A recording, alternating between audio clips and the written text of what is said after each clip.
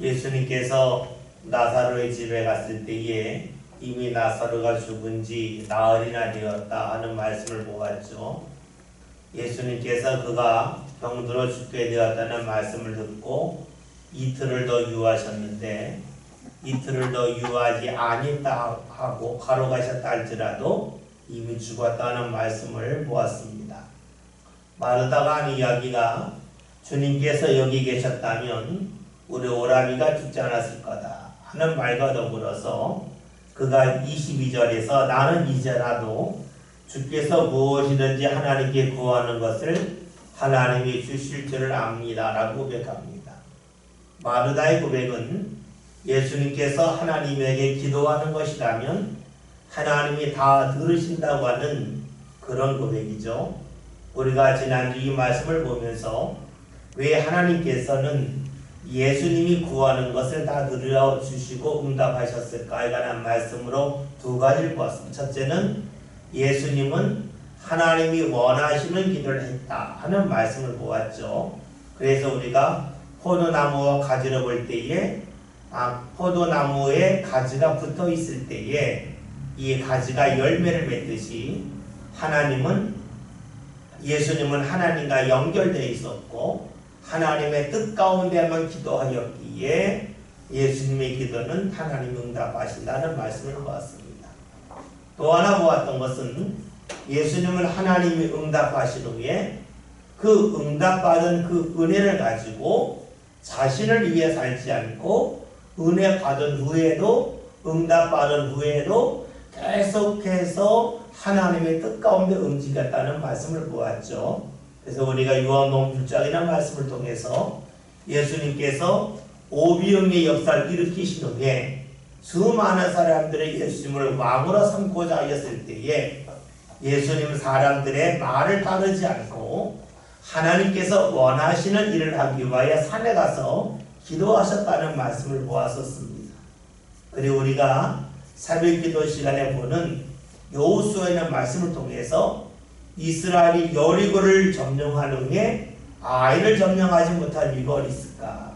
여리고를 점령한 후에 하나님의 뜻 가운데 행하지 못하였기 때문에 아이 성을 공격하다 실패했다. 아간의 범죄 때문이었다 하는 말씀까지 보았습니다. 그렇죠? 우리에게 중요한 것은 주께서 우리에게 은혜 주시고 응답하신 후에 우리가 주 뜻대로 살아갈 수 있느냐에 따라서 계속해서 주께서 우리 삶 가운데 은혜를 주시고 이끌어 주시고 응답해 주실 수도 있겠지만 때로는 그러하지 아니할 수 있다는 말씀을 우리가 지난주에 보았습니다. 지금 마르다의 고백은 성경에서 예수를 만난 사람들 중에 이렇게 고백한 사람이 없음을 우리는 잘 알고 있습니다. 마르다의 고백은 무척이나 위대한 신앙의 고백이에요. 주께서 무엇인지 구하든 하나님께서 주실 거다. 나는 믿는다라고 고백을 합니다. 그런데 여기서 중요한 것이 있어요. 이 고백이라고 하는 것이 입술의 고백인지 진정한 삶의 고백인지 이 차이를 우리는 구별할 필요가 있어요. 입술로 고백하지만 실제로 마음에는 그러하지 아니할 수도 있죠. 우리가 잘 아는 대로 마태복음 7장에서 예수님 말씀이 나더러 주여 주여 하는 자마다 다 하나님 앞에 가는 것이 아니다 라고 말씀하셨어요. 주의 뜻대로 행하는 자라야 하나님 앞에 간다, 천국에 간다고 말씀하셨어요. 그러니까 고백을 했지만 그 고백이 입술의 고백에서 멈춘 사람들은 하나님 앞에 갈 수 없다는 것이 돼요. 따라서 고백이라고 하는 것은 입술로 하는 것만이 아니라 우리의 삶이 바탕이 되는 고백이 될 때 비로소 그 고백 가운데 하나님이 받으시고 받지 아니함이 구별됨을 알 수가 있습니다. 그러면 우리에게 물을 것이 있어요. 내 고백이 입술의 고백인지 삶의 고백인지를 어떻게 알 수 있겠는가 하는 거죠. 그것은 고백 후에 어떠한 행동을 하느냐, 고백 후에 어떤 말을 하느냐를 보면 그 고백이 진짜인지 아니면 진짜 아닌지, 즉 입술의 고백인지 삶의 고백인지 알 수가 있죠. 여러 번 말씀드렸습니다. 한 번 드립니다. 이 나무 중에는 원목이 있고 무늬목이 있다고 했죠. 원목이라고 하는 것은 그냥 나무 자체를 원목이라고 말하는 거고, 무늬목이라고 하는 원목에 연모나 얇게 이렇게 벗겨내서 그 다음에 일반 나무에다 붙이는 것을 무늬목이라고 했습니다. 겉으로 볼 때 똑같은데 무늬목과 원목의 차이는 어디 있어요? 딱 부딪혀보면 아는 거죠. 부딪혀서 상처가 났을 때에 원목은 상처가 나도 이 눈에 보이는 무늬가 계속해서 이어집니다. 왜냐하면 안과 속이 같기 때문에 그렇죠. 근데 무늬목의 특징은 겉은 원목인데 속은 MDF라고 해서 톱밥을 이렇게 눌려서 본드로 붙여서 눌려서 하는 거기 때문에 딱 이 무늬목은 상처가 나면 그 안에 더 이상 건 무늬가 나타나지 않습니다. 우리 고백도 마찬가지죠. 고백도 내 진정한 고백이라면 삶의 위기가 와도 똑같은 고백이 나올 거고, 입술의 고백이라고 하면 삶의 위기가 있을 때에, 삶의 상처가 있을 때에 그 고백이 달라진다는 데 있습니다. 또 다른 말로 하면 진짜 고백은 내 생각과 달라도 주님을 인정하면 진짜 고백이고 삶의 고백이고, 주님을 고백했지만 내 생각과 다르면 주님 어떻게 그럴 수가 있어요? 라고 말한다면 그것은 상처, 자신의 생각에 상처가 났을 때에 다른 고백이 나오기 때문에 그것은 입술의 고백이라고 볼 수가 있습니다. 그래서 우리가 진정으로 주님을 믿는지 믿지 아니하는지는 우리 삶 가운데 위기가 왔을 때에, 상처가 났을 때에 알 수 있다는 겁니다. 좋을 때에야 우리가 주님을 찬양하고 주님을 높이는 게 뭐가 어렵겠어요? 우리가 잘 아는 말씀 중에 창세기 32장의 말씀이 있죠. 야곱이 천사와 씨름하는 그 장면에 관한 말씀이에요. 야곱이 씨름하다가 천사가 그의 허벅지를 치죠. 그 허벅지 관절이 어긋났어요. 그런데 야곱은 어떻게 했냐면 그 아픈 상처를 향하여 자신의 손을 옮겨가지 않았고 끝까지 천사를 붙잡았어요. 그러면 어떻게 됐을까요? 허벅지 관절이 어긋나기 전과 그리고 어긋난 후에 그 붙잡은 모습은 똑같겠지만 그 힘은 달랐겠죠. 얼마나 아팠겠어요. 아프지만 야곱은 자신의 손을 상처로 옮기지 않았어요. 그러니까 주께서 하시는 말씀이 네가 이겼다라고 말씀하시는 거예요. 너 됐다는 겁니다. 이 정도면 충분하다는 거예요. 상처가 났음에도 불구하고 아픔이 있음에도 불구하고 그 전과 모습이 똑같다는 겁니다. 힘을 빠진 거에 어쩔 수가 없겠지만 그 중심에 변화가 없다는 것이죠. 우리의 삶 가운데 상처가 있고 아픔이 있고 고통이 있을 때에 우리가 계속해서 주님 앞에 나올 수가 있고 똑같은 고백을 할 수 있다면 주님은 야곱에게 하신 말씀처럼 됐다, 네가 이겼다라고 말씀하실 겁니다. 그리고 하신 말씀이 너희의 고백이 입술의 고백이 아니라 삶의 고백이라고 말씀하시겠죠.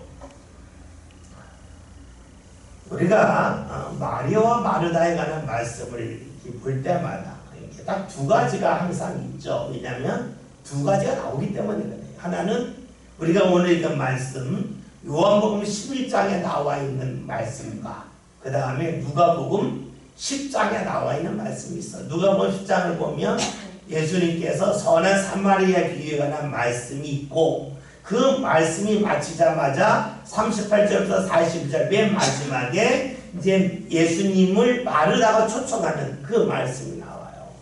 그런데 마르다가 예수님을 초청하고 나서 열심히 무언가 준비하고 있는데 마르다는 준비하고 있을 때 그의 동생 마리아가 예수님의 발 아래 앉아서 말씀을 듣고 있습니다. 그러니까 마르다가 선생님 제 저러면 안 되죠. 저를 도우라 말씀해 주세요. 라고 할 때 예수님께서 야 너무 많은 일 하지 마라. 한 가지면 족하다. 저는 좋은 편을 택겠다라고 말씀하셨어요. 무엇을 볼 수 있을까요? 예수님을 자신에게 모셨어요. 그러면 예수님을 모셨으면 예수님이 기뻐야 돼요. 예수를 모셨는데 자신이 기쁘다라고 하면 그건 좀 문제가 되죠. 우리가 주님을 주님으로 모신다고 하는 것은 주님이 좋아야지 주님은 안 좋은데 내가 좋다. 그럼 아니잖아요. 만약에 여러분들이 어버이날이라고 해서 부모님을 모 식당을 갔는데 내가 좋아하는 거 가령 떡볶이를 먹으러 갔다. 근데 나이가 들수록 별로 안 좋아하잖아요. 근데 나는 맛있게 먹고 부모님을 별로 안 좋아한다. 그러면 그것은 부모님을 접대한 게 아니라 내가 먹은 거가 돼요. 마찬가지죠.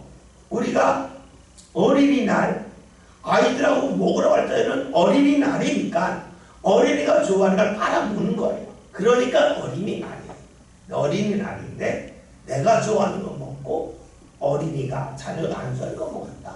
어린이날이 아니죠. 우리가 주님을 믿는다고 하는 것은 주님이 좋아야 돼요. 그러면 예수님이 마르다와의 집에 갔을 때에 예수님이 무엇을 좋아하셨을까 하는 거예요. 예수님이 맛있는 음식 먹는 것을 좋아하셨을까? 아니면 예수님께서 예수님의 말씀을 잘 듣는 걸 좋아하셨을까 하는 겁니다. 만약 예수님이 맛있는 거 먹는 걸 좋아하셨다면 예수님은 왕궁에서 태어나셨어요. 왜 예수님이 가난한 그 목수집에서 태어나셨겠어요? 예수님이 좋아하시는 것은 말씀을 듣는 것이었어요. 그런데 마르다는 예수님을 접대를 잘하겠다고 말하지만 그 내면에는 자기가 좋은 거예요. 내가 예수님 잘 대접했어. 이거죠. 예수님이 뭘 원하시는지를 잘 몰랐어요. 우리가 신앙생활 할 때에 이러한 그 구별을 잘 하지 못해서 주님의 일을 했다고 하지만 주님은 별로 좋아하지 아니하고 나 혼자 좋아할 수도 있어요. 여러분 그렇죠? 우리가 주님 앞에 무언가 고백할 때에도 진정한 내 삶의 고백이 될 때에 주님께서 기뻐하시는 것이지 내 삶으로 고백하지 않고 입술로만 주님을 고백한다면 그것은 주께서 기뻐하시는 고백이라고 말하기가 어렵습니다. 그래서 우리가 고백도 중요하지만 고백하는 사람이 삶 가운데 주님을 가까이 하고 주님의 말씀을 따르는 것이 삶 가운데 자리 잡는 것이 더욱더 중요함을 알 수가 있습니다. 오늘 말씀 23절에 예수님이 그 고백을 듣고 하시는 말씀이 뭡니까? 23절 말씀 다 같이 봅니다. 말씀 읽겠습니다. 예수께서 이르시되 내 오라비가 다시 살아나리라. 아멘. 우리가 이 말씀을 그 순서대로 봅시다. 마르다가 신앙 고백을 했습니다. 이것이 입술의 고백인지 아니면 진정한 삶의 고백인지 아직은 모르지요. 우리가 결론을 너무 미리 생각하기 때문에 그런데 어쨌든 지금 말씀 순서대로 본다면 고백이 있었어요. 주님께서 무엇인지 구하면 하나님이 하실 줄 압니다. 그랬더니 예수님이 네 오라비가 다시 살아나리라 라고 말씀하셨습니다. 그러면 우리가 요 말씀만 두 절만을 가지고 본다면 이렇게 볼 수가 있어요. 예수님이 원래 나사로를 살릴 계획을 갖고 그 집에 오셨다 하는 것을 하나 볼 수가 있겠고, 또 하나는 예수님은 그냥 오셨지만 마르다의 고백을 들으시고 주님께서 행하실 일을 확대해 나가셨다라고 볼 수가 있습니다. 물론 우리가 원래 앞에서 있는 말씀인데 예수님은 깨우러 간다고 하셨어요. 그러니까 원래 계획을 갖고 오셨죠. 그러나 그 계획을 예수님께서 가지고 오셨다고 해서 무조건 다 실행하는 건 아니죠. 마치 하나님이 우리에게 베푸실 은혜가 100이라고 그러면 그 100을 내가 다 받는 건 아니잖아요. 하나님은 100을 준비하셨지만 우리가 주님과 멀어져서 하나님이 허락하시는 은혜를 내 상권에 직접 받는 것은 주님이 준비하신 것에 비하면 반이 안 될 수도 있어요. 마찬가지로 주님께서 나사로의 집에 가실 때에 나사로를 살릴 계획을 갖고 가셨지만 만약에 거기 있는 사람들이 예수님을 거부하고 멀리 있다면 살리지 아니할 수도 있어요. 마치 우리가 마가복음 6장이라는 말씀을 보면 예수님이 자신의 고향 나사렛의 회당에 가서 사람을 고치시고 또 말씀을 증거해 사람을 깜짝 놀라잖아요. 와, 대단한 능력이다. 말씀이 어떻게 이렇게 권능이 있을까? 라고 고백했다가 사람들이 말하죠. 목수의 아들 아니냐. 그의 형제들이 우리와 같이 살지 않냐 하면서 주의 말씀을 더 안 들었어요. 그때 예수님께서 믿지 아니함을 이상히 여기시고 회당에서 나가셨어요. 다시 말하면 주님은 많은 은혜 계획을 갖고 오셨는데 사람들이 주의 은혜를 받아들이자는 마음이 없을 때에 주님께서는 더 이상 전하지 아니하시고 떠나가셨어요. 그렇죠. 오늘 우리들도 주께서 우리에게 은혜를 주시고자 하지만 우리가 그것을 받아들이지 아니할 때에 주님이 말씀은 닫힐 수밖에 없고 은혜의 샘물은 점점점 줄어들 수밖에 없겠죠. 이렇게 본다면 마르다의 고백은 좋은 고백이에요. 왜냐하면 마르다의 그 고백 후에 예수님이 나사로가 살아날 거라고 말씀하셨기 때문입니다. 여러분, 우리 여기서 중요한 것을 봅니다. 주님이 말씀은 우리가 어떤 고백을 하느냐에 따라서 말씀이 임할 수 있는 범위가 달라질 수 있다는 것이에요. 많은 사람이 있었지만 마르다 한 사람의 믿음의 고백 때문에 그 고백이 입술의 고백인지 진정한 삶의 고백인지는 모르겠지만 그 고백 후에 주님께서 행하실 일에 관한 말씀을 열어주셨어요. 한 사람의 믿음 때문에 말씀이 임했어요. 우리가 야고보서 5장이라는 말씀을 보면 엘리야에 관한 말씀이 나오잖아요. 엘리야는 우리와 성정이 같은 사람이지만 그가 간절히 기도함을 통해서 하나님께서 비를 내려주다고 말씀해요. 많은 사람이 아니라 단 한 사람이 문제였습니다. 오늘 말씀에서도 마르다 이런 고백이 있은 후에 주님의 말씀이 임합니다. 그러니까 한 사람이 중요하다는 겁니다. 좀 더 확대해 본다면 우리가 신앙생활을 하면서 나 한 사람의 고백을 통해서 주의 은혜의 말씀이 임할 수 있다는 거예요. 그렇기 때문에 주위 사람 때문에 우리가 실망할 필요가 없다는 것이에요. 주님께서 우리에게 원하시는 것은 주님을 제일 먼저 앞세우는 것이에요. 여러분, 주님을 가장 먼저 앞세운다고 하는 것은 주위 사람과 관계없이 나 자신의 믿음의 고백을 주께서 듣기를 원하신다는 겁니다. 우리가 신앙생활하면서 자주 듣는 말 중에 이런 말이 있습니다. 내 남편이 조금만 더 열심히 내면 내가 더 열심을 낼 텐데요. 남편 때문에 맥이 빠져요. 여러분, 이 말은 맞는 말이기도 하지만 틀린 말이에요. 맞는 말이라고 하는 것은 인간적으로 맞는 말이에요. 그런데 신앙적으로는 맞는 말이라고 말하기가 어려워요. 왜 그러냐면 주님께서는 한 사람의 믿음의 고백 때문에 주께서 말씀을 나사로 네 오라비가 살아나리라고 말씀하셨어요.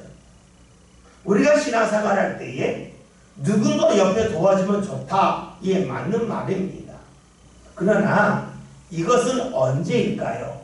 우리가 어린아이가 걸을 때 보면 처음부터 혼자 걷진 않죠. 어린아이 걸을 때에는 부모가 손을 잡아주고 한 걸음 한 걸음 걷기 시작을 해요. 그러나 어느 순간이 되면 부모가 손을 잡아주지 않아도 걸어요. 내가 누군가 때문에 힘을 낸다고 하는 것은 어느 순간까지예요. 그러나 그 순간이 지난 다음에 주님께서 무엇을 원하실까요? 우리 스스로 주위를 바라보지 않고 주님을 향하여 달려나오기를 원하고 계시다는 사실입니다. 우리가 신앙생활 할 때에 힘들 때에는 항상 기본으로 돌아가는 게 중요해요. 내 신앙은 하나님이 먼저냐 내 옆에 있는 사람이 먼저냐 이거를 물으면 돼요. 어려울 때는 가장 근본적인 걸 물으면 답이 쉽게 나와요. 그러니까 옆 사람이 도와주지 않아도 하나님과 나와의 관계는 끊어질 수가 없는 거예요. 그래서 누군가 도와주지 않는다고 해서 내가 지금 신앙 가운데 움직이기 어렵다라고 말한다면 나는 아직 어린아이로 말하면 누군가 손을 잡아줘야 걷는 모습과 같다고 하는 그런 모습이라고 말할 수가 있겠죠.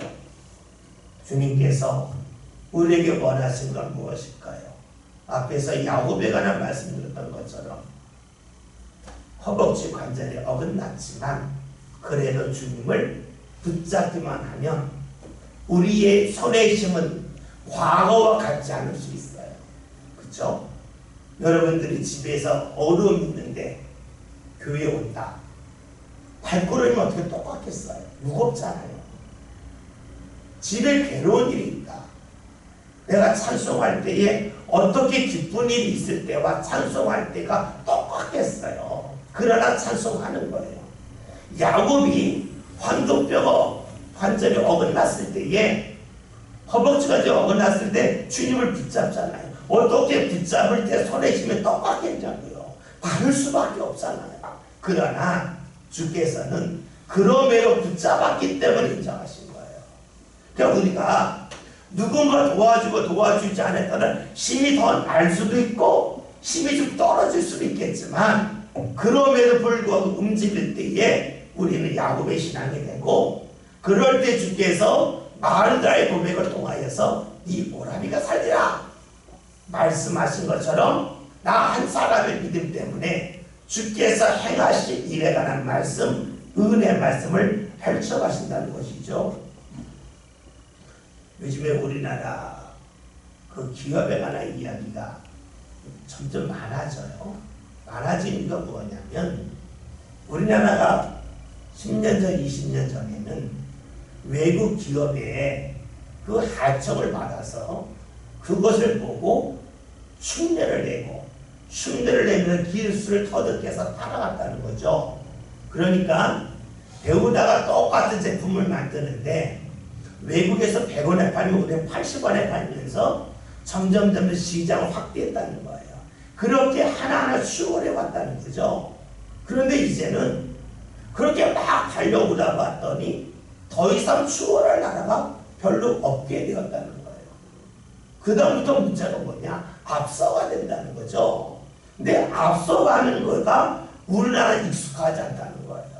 앞에 누구 보고 따라가는 데 익숙했는데 앞에 아무도 없을 때에 혼자 치고 나가는 것은 많이 우리에게 생소하다는 거죠. 그렇기 때문에 우리나라 기업이 앞으로 어떻게 될 거냐 하는 이야기를 많이 합니다. 그럴 때마다 하는 이야기가 뭐냐면 창조성에 관한 이야기를 해요.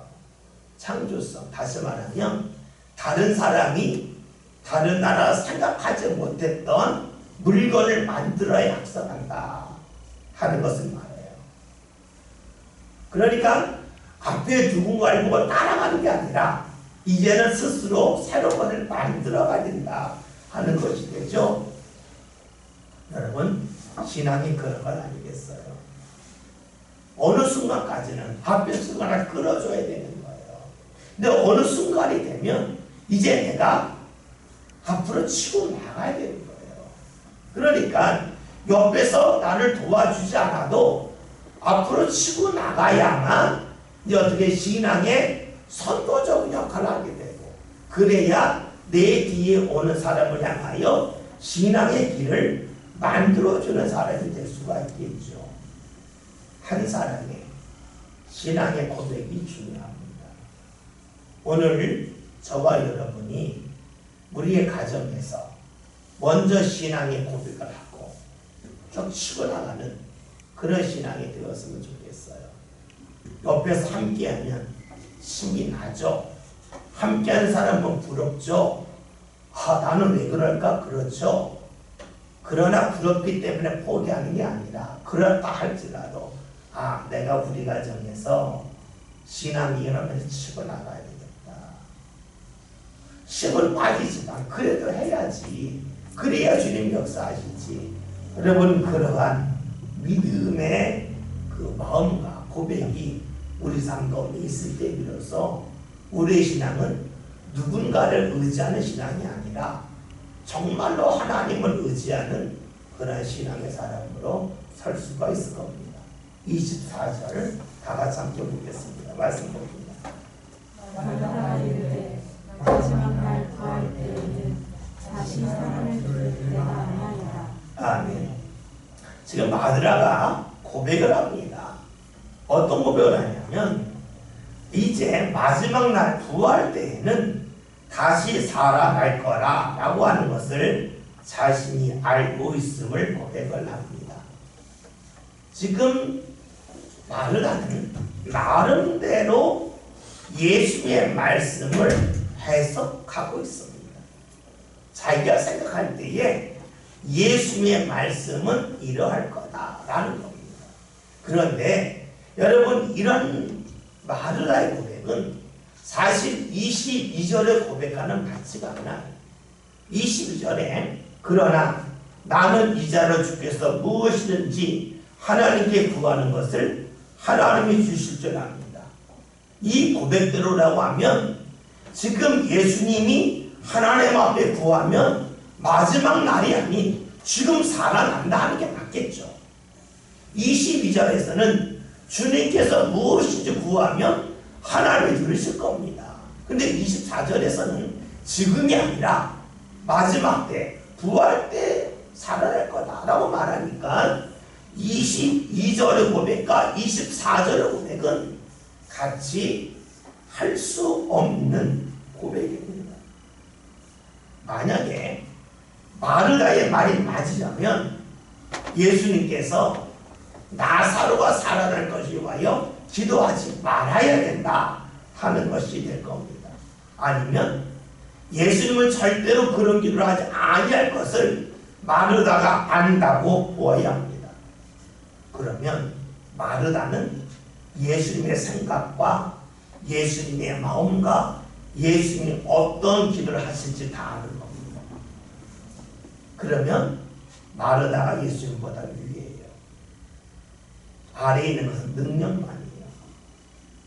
그렇다면 마르다가 예수님 믿을 필요가 없잖아요. 마치 이런 거죠. 내가 회사의 사장인데 나는 기술이 부족해서 기술자를 불러왔어요. 그리고 나는 어떤 생각 갖고 있는데 기술자도 이거 해 해서 했어요. 그게 뭐예요?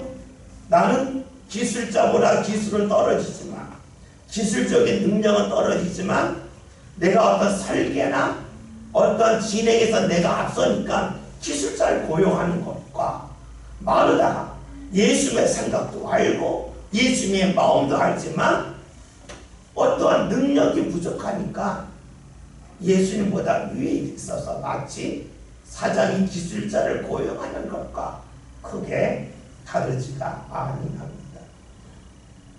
그렇기에 마르다의 고백은 앞뒤가 맞지 않습니다. 마르다가 예수님을 주님이라고 할 수가 없습니다. 그렇다면 마르다의 고백은 앞뒤가 잘 맞지 아니하죠. 앞뒤가 잘 맞지 않는다고 하는 것은 진실되지 못하다라고 볼 수가 있어요. 또 하나는 고백은 했지만 고백대로 살지 못한다. 그러니까 그냥 입술의 고백이라고 볼 수가 있죠. 사실 우리들은 지금 이런 자리에 마음이 있잖아요. 주님이 전능하시다. 주님이 나를 사랑하시고 나를 인도하실 거다. 라고 하는 고백은 하지만 실제의 삶 가운데는 그 고백이 무너질 때가 상당히 많죠. 그러니까 우리가 말을 할 지금 아주 냉정하게 보면서 그의 고백이 앞뒤가 맞지 않는다. 진실되지 못하다고 우리가 말을 향하여 좀 좋지 않은 모습을 부각했지만 실제로 마르다의 모습은 우리의 모습과 크게 다르지 아니하다고 하는 것을 알 수가 있습니다.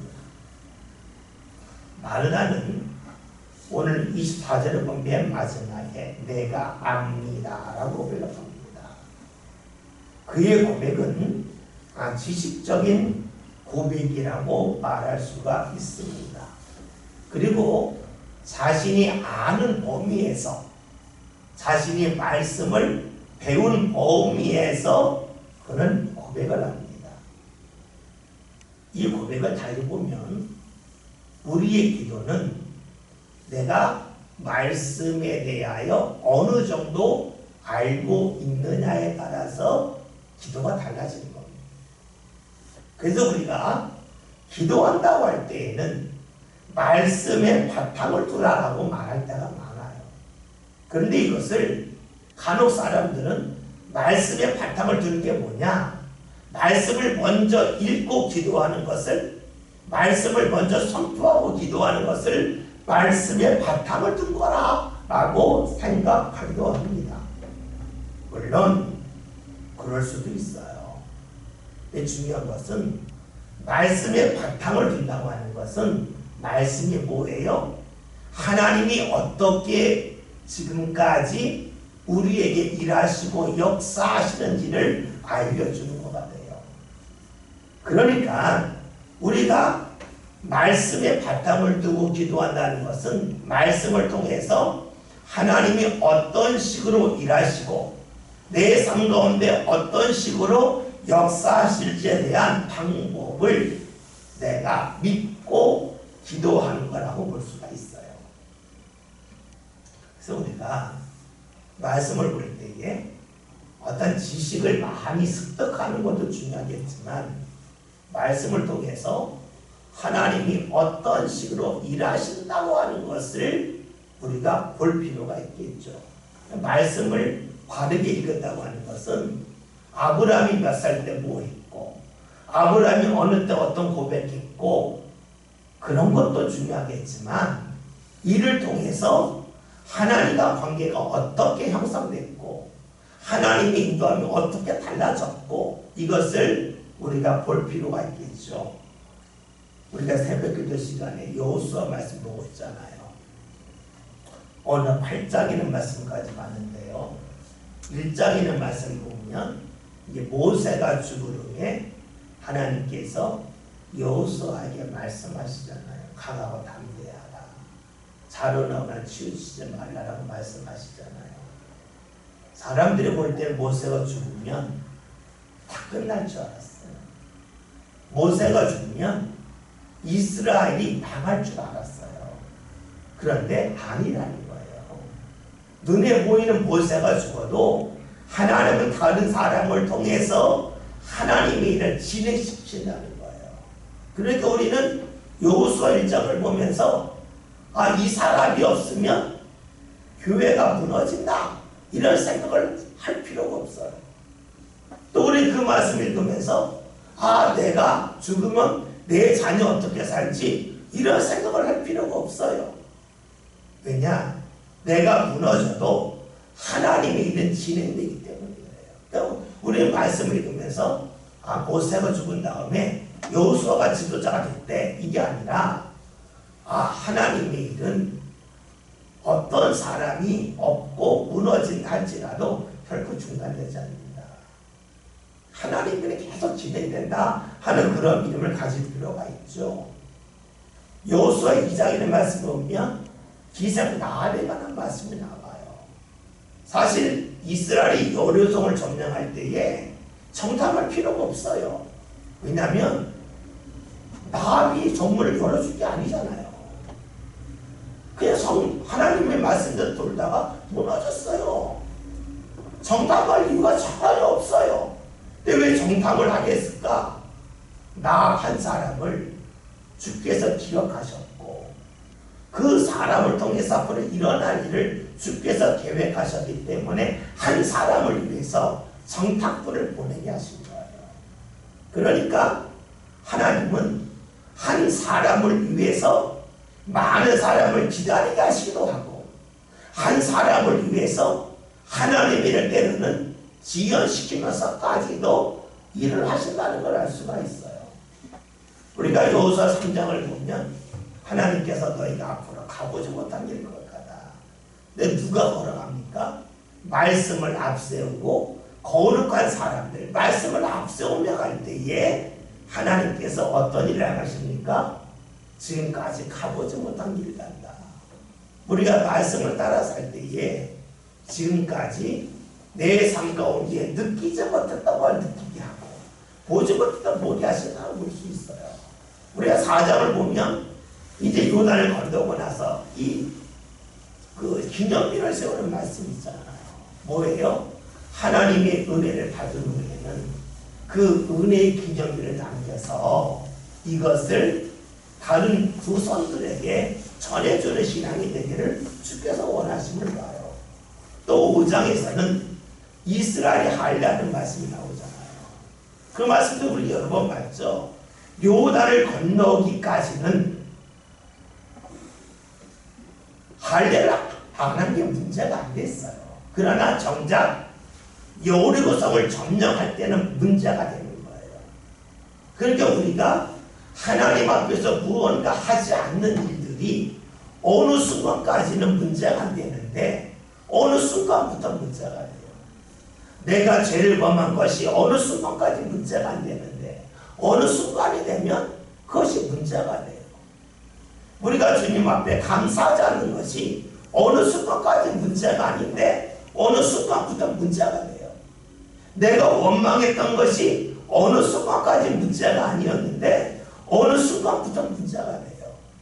우리가 헌신하지 않는 것이 어느 순간까지는 은혜를 받는데 지장이 되지 않아요.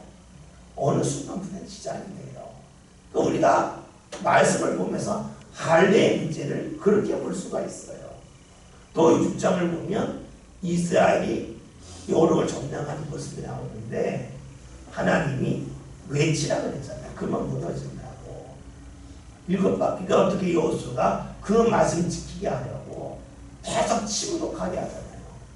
어떻게 하면 주의 말씀을 잘 지킬 수 있을까? 주의 말씀을 잘 지키기 위해서 어떠한 준비를 하고 어떠한 노력을 해야 말씀대로 순종하며 살 수 있는지에 관한 것을 보여줘요.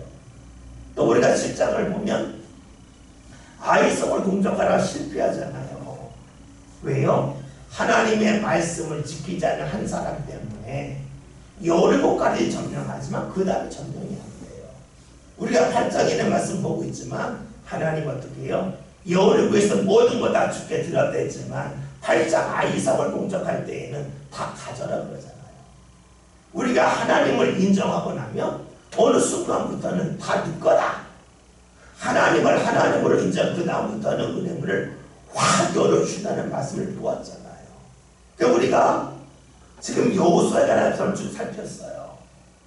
우리가 말씀을 읽을 때에 지식적으로만 읽는다면 이러이러한 일이 있었다 하게 되겠지만 하나님이 일하시는 방법을 보면 하나님 이렇게 일하시는구나. 내 삶 가운데 지금 요단을 건너는데 왜 여리고에 못 들어갈까? 내가 여리성을 점령했는데 왜 아이성을 점령하지 못할까? 주께서 여호수아라는 말씀을 통하여 우리에게 알려주셔요. 우리가 말씀을 읽을 때에 하나님께서 무엇을 통해서 일하셨는지를 보는 게 중요하지. 말씀을 보면서 지식을 늘려가는 것, 그것을 통해서 우리의 신앙이 달라지진 않아요. 그리고 하나님의 역사의 방법을 분명히 알 때에 우리의 기도의 방향이 달라져요. 그리고 우리의 신앙의 자세가 달라져요. 그런데 지금 마르다는 어떠합니까? 주님 앞에 계신데 자기 말만 해요. 앞에서 언급했던 누가복음 10장에서 주님을 모셔다 놓고 주님이 원하시는 일이 아니라 내 일만 했잖아요. 내가 좋아하는 일만 했잖아요. 그런데 그 신앙의 모습이 똑같이 이어지고 있어요. 신앙이라는 말씀을 드리면서 우리의 신앙은 실제로 큰 변화가 없습니다. 주일 나와서 예배하고 성경 읽고 헌신하고 그리고 새벽기도하고 겉으로 똑같아요. 반복이에요. 그런데 이 반복 중에서 반복을 통해서 나사처럼 같은 자리를 돌지만 위로 올라가는 신앙이 있고 반기딩처럼 같은 자리를 돌지만 계속 같은 높이에 있을 수 있어요. 똑같은 일을 반복하지만 이 반복을 통해서 나사를 타고 올라가면 밑에서부터 위에까지 올라가는 그런 신앙이에요. 같은 자리를 돌고 돌았는데 위로 올라가요. 그러나 반지와 같은 힘은 같은 자리를 돌았는데 높이가 똑같아요. 우리가 신앙생활 할 때에 10년, 20년 신앙생활 하지만 나사와 같은 신앙은 신앙이 쑥 성장해 있어요. 반면에 님과 같은 신앙은 행하는 것은 많아요. 똑같은데 같은 자리에 있을 수 있어요. 오늘 본문에 나와 있는 말은 어때요? 나사가 아니잖아요. 님이잖아요. 계속 같은 모습만 반복하고 있습니다. 나르다가 하는 고백이 있습니다. 마지막 때 부활 때 살아남을 내가 압니다. 그래요. 어떻게 할까요? 봤나요? 못 봤잖아요. 근데 안다고 그래요. 경험이 없어요. 그런데 그 말을 해요. 어떤 근거로 그런 말을 하고 있을까요? 사실 우리들도 비슷해요. 죽으면 천국 간다 그래요. 사람들이 물어요. 너 천국 가봤냐? 안 가봤는데 어떻게 천국이 있냐? 어떻게 보지도 않고 그걸 말하느냐? 라고 말하기도 해요. 그러면 그래요. 성경이 있잖아요. 라고 말해요. 그러면은 좀 냉수적인 사람은 그러죠. 불경에는 다른 말이 있는데 참 난감하죠. 어떤 사람들은 그래요. 나쁜 사람이 많은데 천국과 지옥이 있어야 되는 거 아니냐. 천국을 요청해요. 그러니까 아주 냉소적인 학자들은 기독교인들은 집단 체면에 걸렸다 그래요. 집단 체면에 걸렸다. 다시 말하면 천국이 있는 줄을 모르는데 천국이 있으면 좋겠다. 왜냐하면 내가 열심히 신앙생활 했는데 일어나 죽으면 억울하지 않냐. 나는 열심히 교회 나왔고 나는 11조도 했고 나는 헌신도 했는데 천국이 없으면 억울하지 않냐. 그러니까 천국을 요청한다라고 말해요. 그러니까 기독교인들은 집단 체면에 걸려서 천국을 믿는다라고 말합니다. 지금 말하다가 나는 마지막 때에 그리고 부활 때에 살 것을 압니다. 그래요. 어떻게 그런 말을 할 수 있을까 하는 겁니다. 그의 고백과 우리가 천국에 있다고 하는 고백이 과연 어떻게 다르겠어요? 그러자 예수님 말씀을 하시는 거예요. 25절 말씀 다 가시겠습니다. 말씀 봅니다. 예수께서 이르시되 나는 부활이요 생명이니 나를 믿는 자는 죽어도 살겠고. 아멘. 예수님이 나르다가 한 말에 대한 답이에요. 뭐냐면 마지막 때에 부활 때에 살아난 줄 내가 압니다 라고 말하니까 예수님이 그 부활이 나라는 거예요. 그리고 부활이 나니까 나를 통하여 산다는 거예요. 나를 통하여 산다고 하는 말을 들으면 사람들은 그러면 죽은 사람이 다 살아난다 이렇게 생각할 것 같으니까 예수님이 부활이요 생명이다. 다시 말하면 살아난다. 그리고 생명력을 갖는다라고 말씀하고 계십니다. 마르다는 내 마지막 때에, 그 마지막 때가 언제인지 모르지만 그때에 살아난다라고 말했고, 예수님은 내가 마지막이야, 내가 부활이야, 그러니까 나를 통하여 살아라고 말씀하시는 겁니다. 우리가 요한복음에 나는 무엇이다라고 하는 것이 7가지가 있다고 했죠. 여러분이 아마 거의 다 기억날 거. 나는 생명의 양식이다. 그리고 나는 세상의 빛이다 말씀하셨죠. 또 예수님이 나는 양의 문이다. 나는 선한 목자다 말씀하셨고, 11장에서 나는 부활의 생명이다. 14장에 하면 나는 길이요 진리요 생명이다. 15장에 하면 나는 참 포도나무다. 7가지가 있다고 했죠. 지금 여기서도 예수님이 나는 무엇이다 라고 선언을 하세요. 나는 부활이다만 아니라 나는 부활이요 생명이다 하셨어요. 예수를 통하여 살아난다는 거예요. 예수를 통하여 움직일 수 없는 사람이 생명력을 갖고 꿈틀거린다는 것이에요. 그러면 이것이 우리 삶 가운데 과연 나타날 수 있겠는가는 것이에요. 우리가 예수님의 이름을 부르고 예수님의 이름을 찬송하고 예수님을 의지할 때에 어떤 일이 생깁니까? 정말로 내 삶이 꿈틀거리는 생명의 역사가 있는가 하는 것이에요. 우리가 답답할 때가 있잖아요. 그래서 아무것도 하기 싫을 때가 있고 내 마음이 답답해서 사방에 꽉 막힌 것처럼 느낄 때가 있어요. 그때에 찬송하고 기도했더니 거기서 벗어나게 하여 주시는 주님의 역사가 있다면 우리는 예수님이 생명임을 고백해요. 내 생각은 죽었는데 내 마음은 죽었는데 주님께서 그것을 살리심을 우리는 고백할 수가 있어요. 그걸 통해서 주님이 부활이시구나 하는 것을 알게 돼요. 그리고 이것이 확대되면서 주님이 나를 이끄시는 소망이 되시는구나 하는 것을 고백을 해요. 여러분, 이러한 삶의 경험과 체험과 고백이 있을 때에 우리는 자연스럽게 믿게 돼요. 예수님이 생명이다.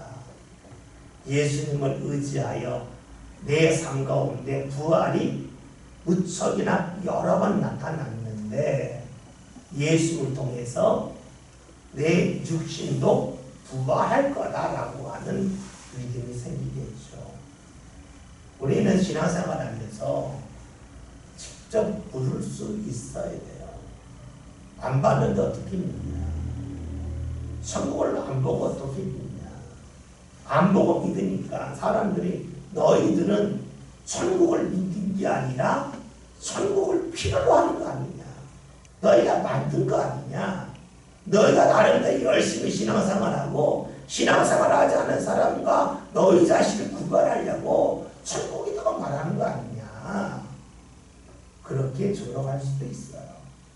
그러나 우리는 삶 가운데 예수를 통해서 내 삶에 생명력을 얻은 그 경험과 체험이 반복될 때 비로소 나는 믿어.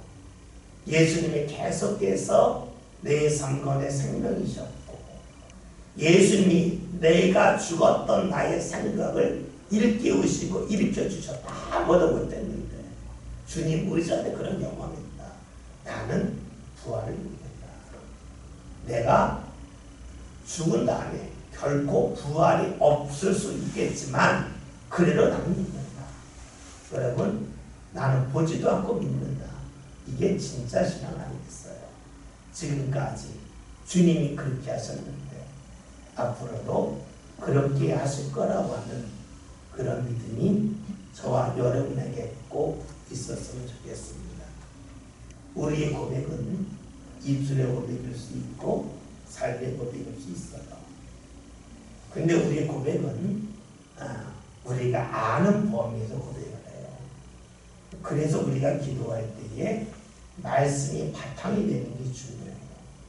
말씀이 바탕이 된다고 하는 것은 성경 구절을 많이 외웠다는 게 아니라 하나님께서 어떻게 일하시고 어떻게 이끄시는지에 대하여 성경에서 하나님을 만난 사람을 통해서 봐요. 그걸 보면서 하나님이 나에게도 이렇게 하실까라고 하는 그 믿음 가운데 주님 앞에 기도할 수가 있어요. 그리고 예수님이 내가 부활이요 생명이라 하셨어요. 예수 때문에 내가 살아요. 내가 어느 틀에서 벗어나요. 그런 일들이 삶 가운데 여러분 나타남을 통해서 천국이 요청되는 것이 아니라 부활이 요청되는 것이 아니라 내가 정말로 천국을 믿고 부활을 믿고 주님을 믿는 그 신앙이 저와 여러분의 신앙이 될 수 있길 바라겠습니다. 기도합니다.